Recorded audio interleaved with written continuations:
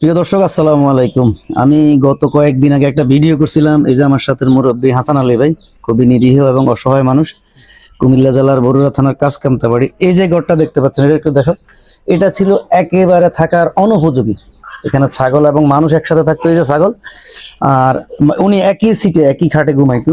সেই ঘরটাকে এই ভিডিও দেখে একটা ভদ্রলোক, নলচাঁদপুর, নাম বলবো না, এই ঘরটা করে দিচ্ছেন ওনাকে। ঘর প্রায় 90% হয়ে গেছে, আর সামান্য কিছু কাজ বাকি আছে। আপনি খুশি তো? জি আমি আপনার থেকে এই যে ভিডিও করছি, ঘর দিছি, আর আপনার থেকে কোনো টাকা নিছি?